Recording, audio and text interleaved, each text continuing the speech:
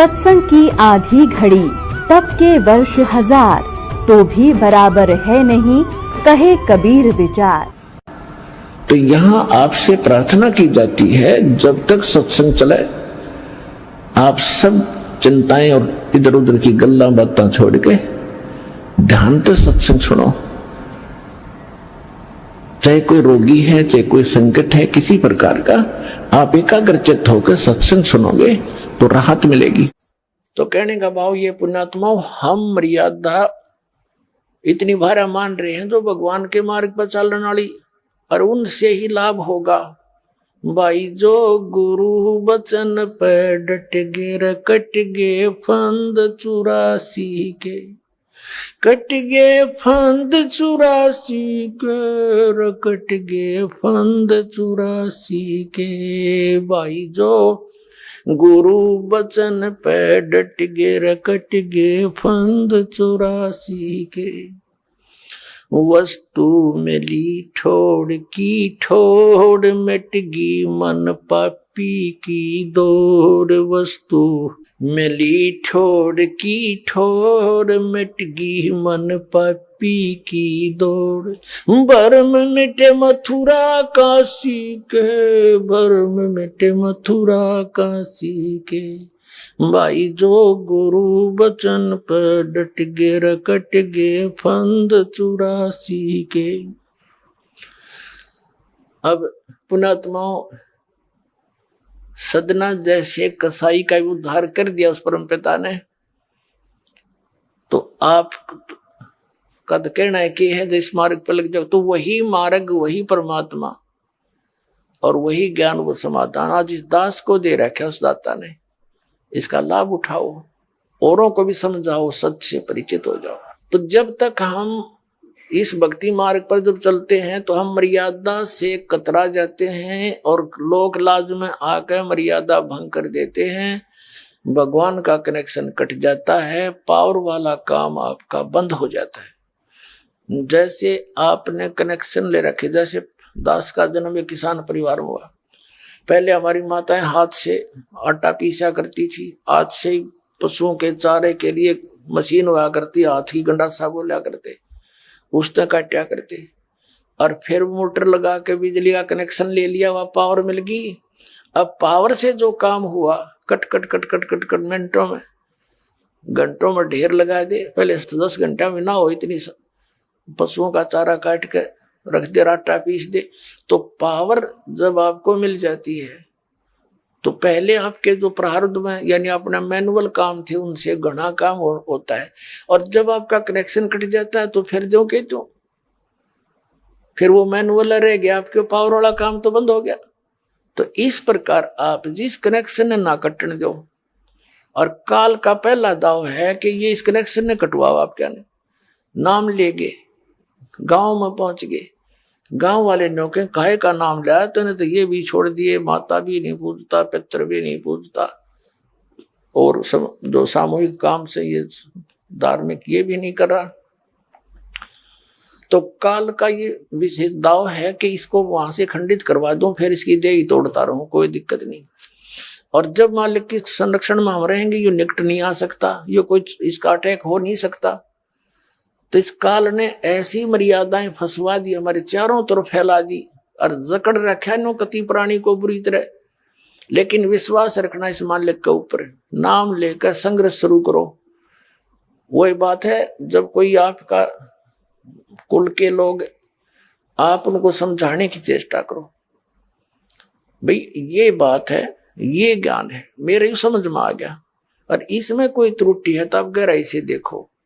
आपको त्रुटि लगे तो मुझे बताओ, मैं त्याग दूंगा, न तुम आप भी लगो इस मार्ग को ग्रहण करो। तो वो नहीं मानते हैं, तो आप जी ने भी उनकी बातों को नहीं मानना है। इतनी सी बात है। जैसे एक चुटकुला है, एक टीचर था, अध्यापक, बच्चे बैठा था और बच्चे वहीं उसकी क्लास में कोई शरारत कर रहा था, कोई कूद रहा था, कोई उछल रहा था। एक व्यक्ति ने जाके कहा कि मास्टर जी, ये बच्चे आपसे नहीं डरते, काहे का टीचर है? तो टीचर बोला, मैं के डर हूं इनते, मैं भी ना डरता इनते। तो अब जब वो हमारे नहीं मानते तो हम भी नहीं मानना उनकी। तो इस मार्ग पर चलने के लिए आपने इस मर्यादा को दृढ़ रखना पड़ेगा। कबीर साहब कहते हैं, जब लग हंसा हमरी आना और काल लगे नी तेरा बाना। जब तक ये हंस, ये पुण्यात्मा हमारी आन में, मर्यादा में रहेगी, तब तक काल तेरा अटैक नहीं हो सकता किसी भी प्रकार का। तो इसने पता है इस बात का, तो ये सबसे पहले उस मर्यादा को भंग करवाता है। और इस भक्ति मार्ग में ये मर्यादा ऐसी समझ लो जैसी लक्ष्मण रेखा थी। इसको जरा सी ना समझा, जो दास वचन बोल रहा है, इसको जरा सा ना समझना, बहुत गहराई से और बड़ी सख्ती से इसका पालन करना। जैसे सीता जी को कहा गया था कि ये एक रेखा खींच दी है, इससे बाहर ना जाना, तब तक आप पर यहाँ कोई भी जंगली जानवर या कोई लुटेरा बकवादी व्यक्ति आपकी हानि नहीं कर सकता। और वो तो चले गए दोनों भाई, जिस खोज में वो भेजे थे उसने, सीता जी ने। रावण आ गया एक साधु रूप बना के आटा मांगने के लिए, भिक्षा लेने के लिए। रावण जब निकट आया रेखा के, उसको देखा कि इसमें बहुत जबरदस्त लपट निकली और तेरा मार डालेगी। वो 10 कदम पीछे गया, आवाज लगाई कि भाई भोजन दो, भिक्षा दे, ये क्या कर रखा तुमने जंतर मंतर में, तो हानि होगी होती मुझे। और तो उसने कहा कि भिक्षा ले जा महाराज। यहाँ के रावण निकट आया तो उसमें लपटा निकली, एकदम 10 कदम पीछे गया। कहा माई भिक्षा देनी है तो बाहर आकर दे, नहीं तो ये कर दूंगा वो कर दूंगा। अब सीता जी ने सोचा साधु संत है और क्या फर्क पड़ा है, अभी एक मुट्ठी आटा डाल लाती हूं। अब वो बाहर निकली, रेखा पार करके चलेगी आटा डालने के लिए। रावण ने पकड़ ली बाजू और लंका में जा पिटकी। अब वह उसकी जीव संज्ञा की सोचती के फर्क पड़ा है, अभी आ जाती हूं, अभी गई। वो मूर्ख थे क्या जो इन्हों कह गए थे इस बार मत निकलना। तो पुण्यात्मा कितना बखेड़ा पैदा कर दिया उसकी अपनी सोच ने, के फर्क पड़ा है, कितना फर्क पड़ गया। लाखों लोग मरवा दिए। आप 10-12 वर्ष आप पड़ी रही इसकी कैद में, खाना न पीना, नहाना न धोना, रोआ पीटी, पड़ गया फर्क। तो पुण्यात्मा ये परमात्मा की जो मर्यादा कबीर साहब की है, इनको लक्ष्मण रेखा समझ लेना। और फिर देखना मालिक क्या हाथ है, कितना सुख आपको देगा, आपको यहाँ सारी सहायता देगा, आपकी जीवन एक्सटेंशन करेगा। जब चाहोगे जब मरियो, काल निकट नहीं आ सकता आपकी मौत लेकर के। तो यहाँ परमात्मा हमें याद दिलाते हैं कि मन तू सुख के सागर बस रे, भाई और ना ऐसा यस रे। यहाँ का कितना यश बना ले किसी भी क्षेत्र में, तू यहाँ कितना प्रभु पाक ले, और सत साधना ना करके ये और डले ढोके अन्य साधनाएं काल सतर्की करके ये ऋषि मैं ऋषि आज तक प्रभुता के पात्र और बड़े प्रभु नजर आते थे। जैसे एक अगस्त ऋषि ने एक सिद्धि प्राप्त कर ली, उसने उस सिद्धि के आधार से 7 समुद्रों को एक ही घूंट में ऐसे चुरू भर के पी लिया। सारे समुद्र खत्म हो गया, पानी नहीं रहा उसके अंदर एक घूंट भी। और फिर हाहाकार मच गई, सबने प्रार्थना की, उल्टा है उसमें कहते कुरला कर दिया, समुद्र भर गया, वो एज इट इज फॉल हो गया। अगस्त ऋषि की होगी प्रभुता, यस हो गया उसका। जड़ा देखो वहां जहां देखो वही अगस्त ऋषि ने ऐसा कर दिया, अगस्त ऋषि ने ऐसा कर दिया। आगे क्या बनेगा? अगस्त ऋषि इन सिद्धियों की से प्रभु बन गया, आगे गधे की योनि में जाएगा, क्योंकि वो सच साधना को नहीं इसके पास। तो परमात्मा कहते ये यश, ये झूठे यश है। जैसे इन सभी ऋषियों की पोल उस समय खुली जब पांडवों ने अश्वमेध यज्ञ करी थी, और उसमें एक ऐसा कंडीशनल वो रख दिया, शंख अलग से सुसज्जित स्टेज के ऊपर एक 5 मुख का शंख रख दिया कि सभी संत ऋषि महर्षि इस धर्म भंडारे में भोजन कर लेंगे, धर्म यज्ञ में। तो जो परम संत साधु होगा इन जीवने वालों में, तो ये शंख अपने आप बोल लेगा। 33 करोड़ देवता, 88,000 ऋषि और 12 करोड़ ब्राह्मण, ये सारे अगस्त पगस्त रिया वशिष्ठ मुनि, ये सारे वहीं पर बैठे थे। और समेत श्री कृष्ण जी त्रिलोकीनाथ ने भोजन कर लिया, वो शंख नहीं बजा। तो इससे सिद्ध हो गया कि इनकी भक्ति यूजलेस थी। जो कृष्ण जी की भक्ति करके मोक्षधाम में थे, श्री कृष्ण भी वहीं बैठा था, भोजन खा लिया था उसका, उससे भी वो यज्ञ संपूर्ण नहीं हुई। कहते हैं एक वाल्मीकि नीचे कुल साधु, जिन शंख पचायन पूरा नादु। इसमें द्वापर युग में परमात्मा कबीर जी एक करुणा में नाम से, जैसे वो प्रत्येक युग में लीला करते हैं, जैसे कलयुग में कबीर नाम से वो प्रकट रहे हुए, 120 वर्ष रहे, सह शरीर आए थे, सह शरीर चले गए। एक संत और एक सतगुरु की, एक भक्त की भूमिका करके एक उदाहरण पेश करते हैं। तो ऐसे वो करुणा में नाम से आए हुए थे द्वापर में, चारों युग में आते हैं भगवान। और उनका और वाल्मीकि परिवार, उनको जो बालक रूप में आए थे कमल के फूल पर, एक वाल्मीकि परिवार उठा ले गया था मालिक को। वाल्मीकि के घर परवरिश हुई और एक वाल्मीकि ही दूसरा लड़का व्यक्ति उनका शिष्य हुआ, तो जो जिसका नाम सुदर्शन था, सुपथ सुदर्शन। तो सुदर्शन का रूप बना के मालिक गए थे, लंबी कथा है, फिर कभी सुनाएंगे। आज जो प्रसंग है उसको पूरा करेंगे। तो सुदर्शन जो वाल्मीकि, सुदर्शन जो था परमात्मा कबीर जी यानी करुणा में जी का सत भक्ति का साधक था, मर्यादा में चलता था। जब वो वहां पहुंचे सुदर्शन रूप में, उन्होंने भोजन खाया। कहने का भाव यह है कि पहले तो रुक्मणी, उसको द्रौपदी के मन में दोष आ गया था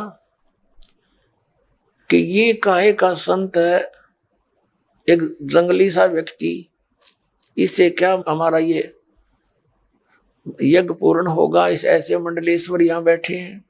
फिर दूसरे उसने भोजन बना के रखा द्रौपदी ने सुदर्शन जी के सामने, अलग अलग खीर, खांड, पकौड़ी, कचौरी, नारी नारी, दही बड़े सारे बनाकर अलग अलग थाली में रखे।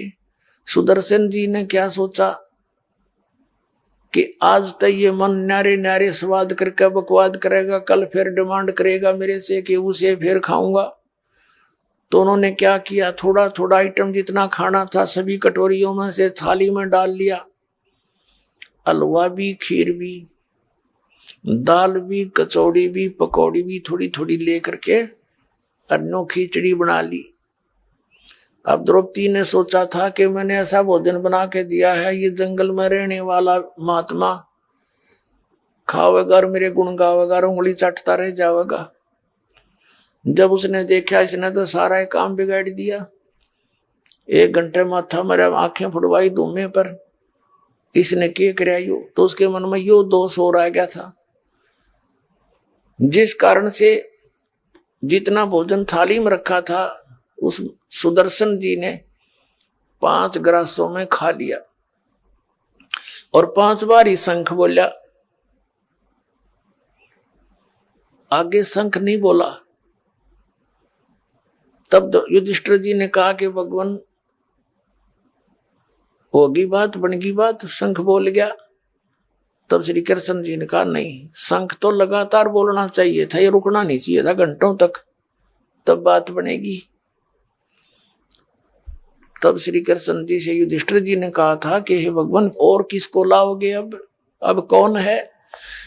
तब श्री कृष्ण जी ने कहा था इस वाल्मीकि के बाल समना ही तीनों लोक, ये इतना भक्ति युक्त है ये सुदर्शन, ये वाल्मीकि, इसके एक बाल के बराबर भी ये 3 लोक नहीं है। कोई त्रुटि अपने ही घर पे है युधिष्ठिर, कोई मनमा दोष किसी प्राणी का है। श्री कृष्ण जी को मालूम था कि द्रौपदी नाक से कोड़े थी जब वो रोटी खावा था। द्रौपदी बुलाई और पूछा, बहन साची बताना, आपने क्या सोचा जब महापुरुष जी ने खाना खाया? इसके बिना जो यज्ञ पूर्ण नहीं हो सकता, और तूने के समझ रखा ये कोई छोटी बात ना समझे। क्योंकि वहां उस समय वो परमात्मा स्वयं विराजमान थे, पूर्ण ब्रह्म, जो करुणा में नाम से प्रकट थे, कबीर जी सुदर्शन रूप में। और श्री कृष्ण को आभास हो रहा था कि ये आम व्यक्ति नहीं है। तब कह रहा था कि सुदर्शन कोई छोटी बात ना समझो इसको, क्योंकि आभास उसी को होता है जिसमें कोई अंदर वस्तु होती है आध्यात्मिक। श्री कृष्ण जी पुण्यकर्मी प्राणी थे, तभी तो 3 लोक के प्रभु बने हुए हैं। तो वही महसूस कर सके कि ये आम व्यक्ति नहीं है। बाकी जितने बैठे थे उसको तो मजाक कर ही रहे थे। अब ये कथा बतानी पड़ेगी, इसलिए आवश्यक थी यहाँ पर। तो द्रौपदी ने कहा, भगवान मेरे से गलती बन गई, मैंने बहुत गलत सोच लिया कि मैंने 1 घंटे तक धूमे में आंख फुड़वाई और नरे आइटम बना के रखे कि महाराज जी प्रसन्न होंगे भोजन खा के, और इसने ऐसा काम कर दिया, सभी एक कर लिया। तो मुझे दुख हुआ इस बात का, और मन में ये दोष आ गया कि ये काहे का शंख बजाओगा, शूद्र का शूद्र ही रहा, इसने खान का भी ना पता। मनीषा बढ़िया भोजन दिया, इसने कदे खाया भी ना होगा, देखा भी ना होगा। तब श्री कृष्ण कहने लगे कि द्रौपदी यह भीतरी कमजोरी है, तने ये सोच लिया कि इस महापुरुष को मनीषा भोजन खिला दिया, ये तो तुम्हें खिला रहे भोजन। इसने तो एहसान कर दिया तेरे ऊपर, तेरे घर का टूक तोड़ लिया कि ये तेरा तो उद्धार करने आए थे, और तू क्या बकवास सोच बैठी। अपने आत्मा द्रौपदी बोली, जी गलती बढ़ गई कि माफी मांगे, और चरण धोकर पीस के सद समेत रेत के पैरों के देख पाप और इकट्ठा कर लिया। संत के बारे में ऐसी गलत सोच रखना भी पाप के भागी होते हैं। द्रौपदी लाई पात्र ठाकर, कोई प्रांत तांसड़ा लेकर आई, लोटा पानी का, संत के चरण धोए, वापस लोटे में डाल लिया और आधा पी लिया द्रौपदी ने। जब श्री कृष्ण जी ने कहा कि आधा मुझे भी दे दे बहन, इसे महापुरुष का चरणामृत भागा करके मिलता है बड़े भाग्य वाले को। आधा श्री कृष्ण ने पिया। तब कहते वो शंख बजा था और पूरी पृथ्वी पर आवाज गई थी, और सब वातावरण बदल गया था पूरी पृथ्वी का। सब वृक्षों पर बहार आ गई थी, फूल खिल गए थे। तब उनके वो 3 ताप कट्टे थे जो कबीर भगवान से, तुम कौन राम का जपते जापम, ताते कटे ना तुम्हारे 3 तापम। तो वहां कहते हैं और गनो माया के पूता, ये जितने बैठे थे ये सर्व रिद्धि सिद्धि के पुजारी थे, जितने 33 करोड़ देवता, 88,000 ऋषि, 12 करोड़ ब्राह्मण, कहते हैं 12 कोट वेद के वक्ता, और सुपच का शंख बजा रहे। तो कहने का भाव यह कि ये परमात्मा जो कह रहे हैं कि मन तू सुख के सागर बसरे, भाई और ना ऐसा ही असरे। अब ये सुख के बने बैठे थे जो महात्मा, जैसे दुर्वासा जी ने सिद्धि प्राप्त कर रखी थी, और सिद्धि प्राप्त करके प्रभु पा क्या पड़ा था। एक दिन अम्बरीश राजा के दरबार में जाकर सिद्धि प्रयोग कर दी। उस भगत के ऊपर उसकी सिद्धि काम ना करके उल्टा उसके ऊपर असर कर गई। 3 लोक में धक्के खाता फिर अंत में सुदर्शन जी वहीं पर अम्बरीश राजा के चरणों में आकर उसने मत्था टेका, तब उसका छुटकारा हुआ। तो कहने का भाव ये है पुण्यात्माओं कि जब तक हम सत भक्ति नहीं करते तो ये महिमा यूजलेस है यहाँ की। जैसे राजा अम्बरीश की इस बात से महिमा होगी कि दुर्वासा ऋषि ने उसके सामने हार मान ली, तो अम्बरीश की महिमा होगी। वही राजा अम्बरीश उस जन्म में सतयुग के अंदर बहुत बड़ा पुण्यकर्मी प्राणी था, बहुत अपनी प्रजा को प्यार से रखता था, धर्म करता था, बहुत अच्छी सती थी उसके शासन में रहती थी। और अपनी भक्ति और पुण्यों के कारण वो विष्णु लोक में चला गया, स्वर्ग में। अपने वहां पुण्यों का नाश करके फिर त्रेता युग में वही आत्मा राजा जनक बने। राजा जनक की महिमा होगी कि सुखदेव नाम के एक ब्रह्मचारी ऋषि ब्राह्मण ने उस ऋषि से यानी राजा जनक से उपदेश लिया। जब उसका छुटकारा हुआ, 3 लोक में फिर लिया था, उसको कोई गुरु नहीं मिला, ऐसा कोई संत नहीं था। तो अब राजा जनक की यह महिमा होगी कि सुखदेव जैसे ऋषि ने भी राजा होते हुए जनक की इतनी भक्ति थी कि उसको नाक रगड़ा और उसका शेष हुआ। राजा जनक जा रहा था, जब शरीर पूरा हुआ। अब पुण्यात्माओं, हर एक चीज पर भिन्नता आपको महसूस होगी कि राजा जनक काल की भक्ति करता था और फिर भी विमान में बैठ कर जा रहा था। एक तो विमान ले जा कसाई के यहाँ पर, और एक विमान ले जाएगा सतलोक में। तो राजा जनक विमान में बैठकर जा रहा था, उस यहाँ की भक्ति की हुई। तो रास्ते में एक नरक था जिसमें 12 करोड़ प्राणी अपने पापों का दंड वहां भोग रहे थे। हाहाकार मची थी, चिल्ला रहे थे।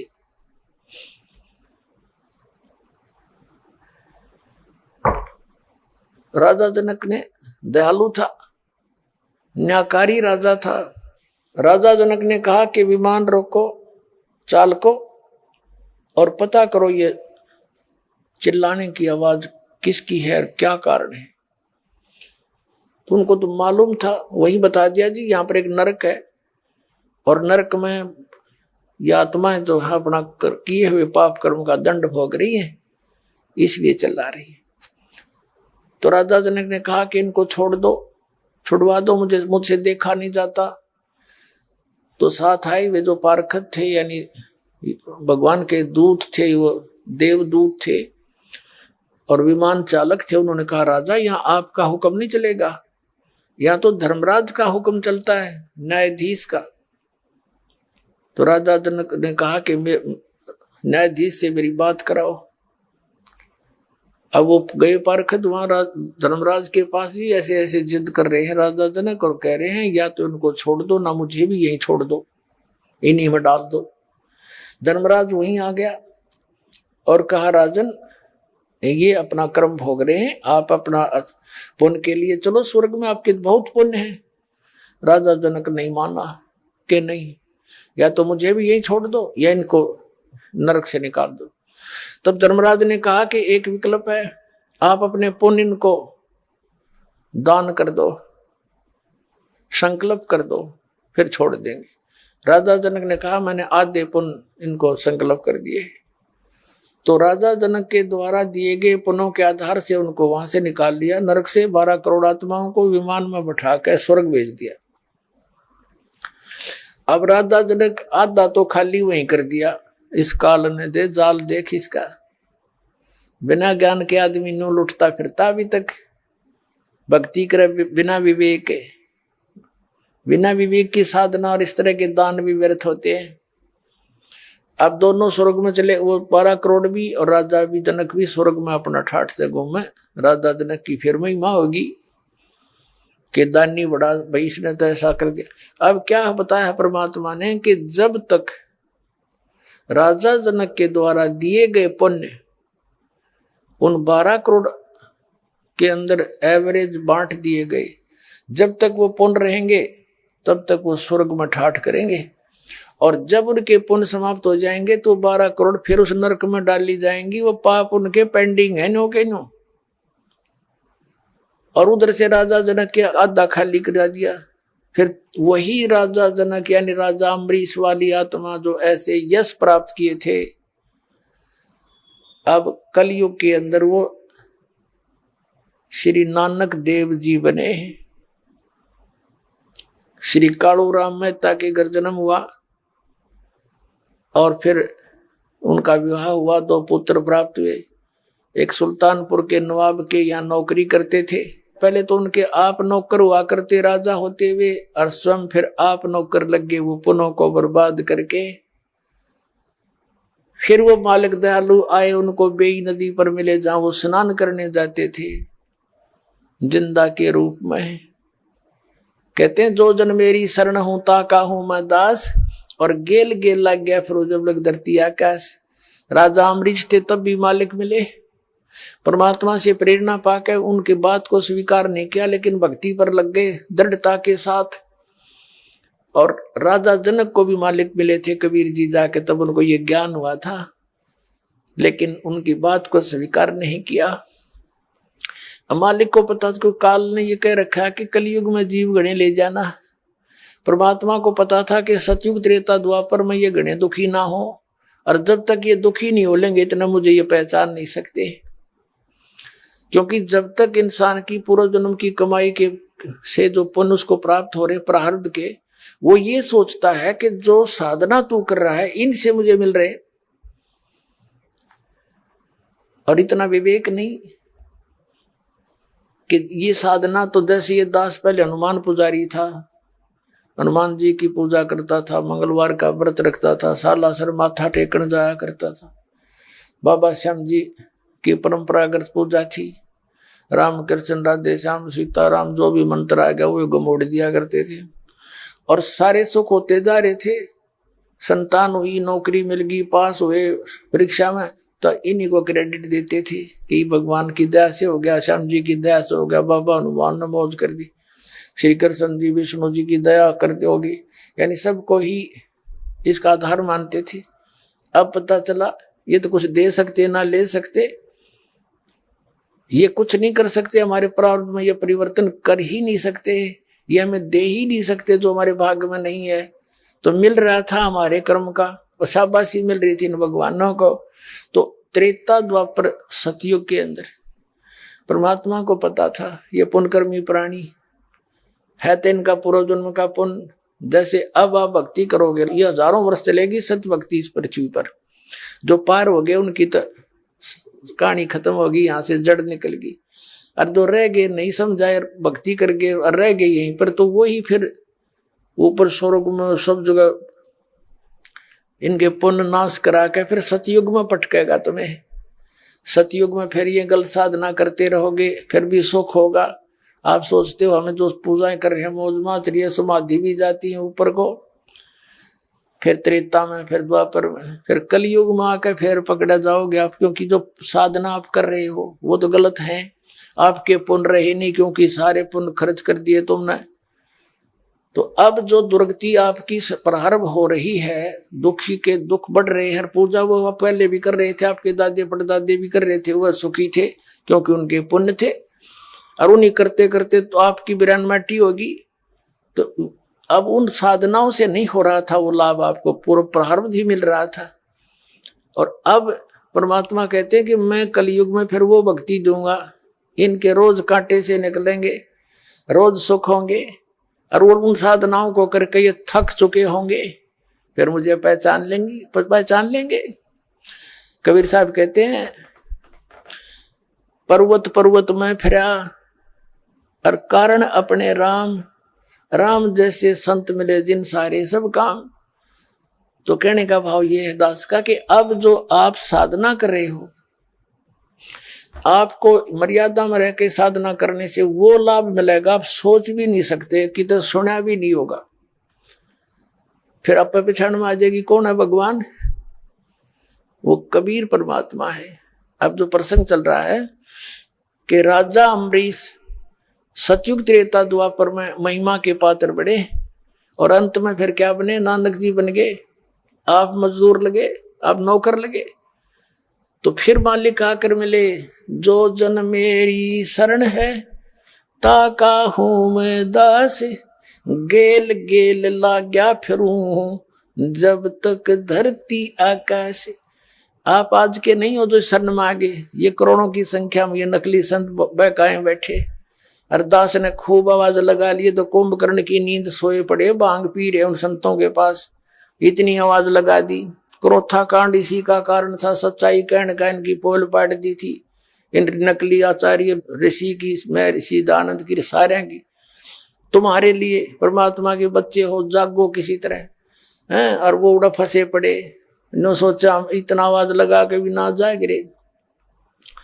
तो कहने का भाव ये है कि सतयुग त्रेता द्वापर में अब जो ये परमात्मा ने कलयुग में आकर जो मुहिम चलाई है ये पूर्व निर्धारित थी, और आप वो पुण्यकर्मी प्राणी हैं जो आपकी शरण में आ गए। अब अरिया बात समझ में आ गई, और जितने लेट आवेंगे ना उतने रोया करेंगे, अरे ऊपर न मुंह करके आप देख लेना, आपके सामने दिखा दूंगा, क्योंकि वहां भक्ति है नहीं। तो आपके साथ वो भगवान उसी पिछले जन्मों से लगा हुआ है। जैसे नानक साहब जी की आत्मा अम्बरीश राजा थे, वहां मिले उनको जाके, पर मालिक की बात तो स्वीकार नहीं करी, लेकिन प्रेरणा भक्ति की होगी। नाराज पाके कौन भक्ति करे। मालिक ने प्रेरणा दी, साधु बन के गए, उनके घर रुके। शुरू में जवान अवस्था थी, बहुत देर तक बात समझ में आई। फिर ऐसी आई कि चल जैसी भी कर रहा था करके कुछ तो पुण्य कमाए, कुछ दिन तो स्वर्ग में रह गया उल्टा।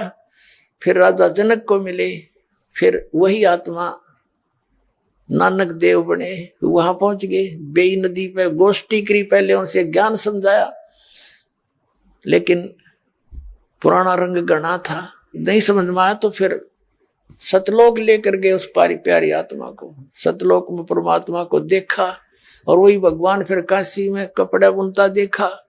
तब कहा था, फाई सूरत मुलुक की वेश, ए ठगवाड़ा ठगी देश, खरा सियाणा बोता बार। ये दानक रूप रहा करता, नानक साहिब जी ने कहा था। ये गुरु ग्रंथ साहिब के अंदर 24 नंबर पृष्ठ के ऊपर ये पूरा शब्द लिखा हुआ है नानक साहिब जी का। तो पुण्यात्माओं, कबीर साहब कहते हैं, तो आप भी उन्हीं पुण्यात्माओं में से हो। पहले तो परमात्मा ने अपने गवाह बनाने थे कलयुग में। ये 6 गवाह तो दास को याद है परमात्मा के।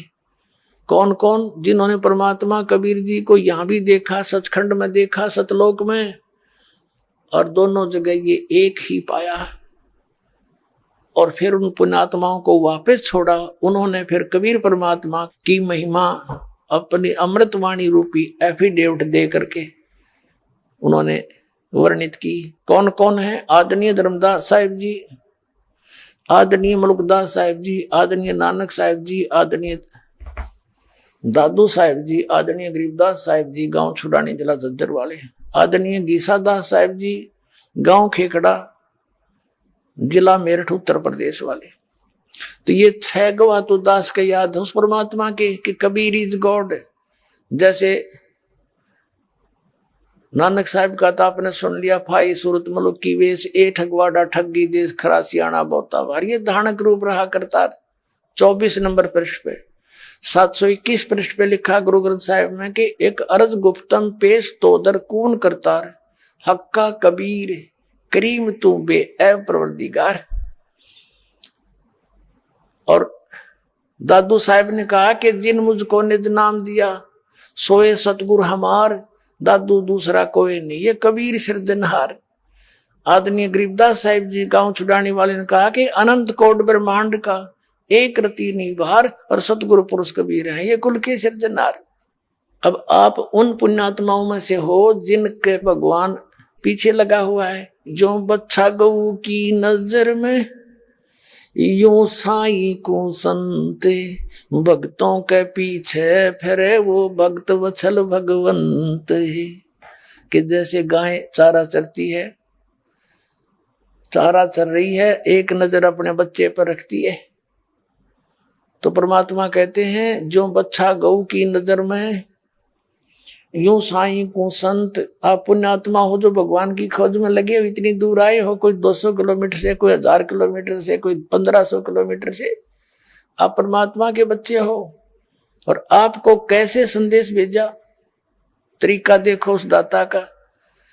ये इंटरनेट और ये इलेक्ट्रॉनिक मीडिया और ये सैटेलाइट रूप पर के जितने भी ये लैब लोग बनवाए परमात्मा ने, टीवी बनवाए,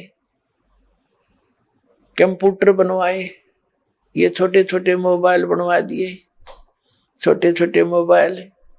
ये आदमी के सतर की वस्तु नहीं है, ये मैन्युफैक्चर, ये भूल जाना आप। ये तो परमात्मा ने ढूंढा ठाना था इस कलयुग में, ना ये मनुष्य थे। हमने देखा, क्योंकि हम किसान परिवार में जन्म हुआ दास का। अपनी कणक को इकट्ठा करने में एक एक महीना, दो में डेढ़ महीना लगे रहते थे। और कैसे उसको काटते थे, फिर उसको डाल कर पशुओं से उसका ऊपर घुमाते थे, फिर एक छड़ा काट कर उसको ऊपर उड़ाए जाते, 1 महीने में जाकर वो सेट होता है। तो वो भी दिन देखे, वो क्या मनुष्य नहीं थे। एक रेडू में यानी छोटी सी गाड़ी में 6 खच्चर जोड़ कर रथ बना के घसीटे अंडा करते, ना सड़क थी, तो वह भी मनुष्य थे। तो अब क्या कहीं और से आ गई मनुष्य, उनसे कम दिमाग है जो पहले वालों में था। लेकिन मालिक ने अब ये बनवाने थे, इसके माध्यम से ये संदेश, अपना परिचय अपने बच्चों तक पहुंचाना है उसने। भाई जो गुरु बचन पे डट गे, रकट गे फंद 84 के, कट गे फंद 84 के, रकट गे फंद 84 के। भाई जो गुरु बचन पे डट गे, रकट गे फंद 84 के। वस्तु मिली ठोर की ठोर, मिट गई मन पापी की दौड़।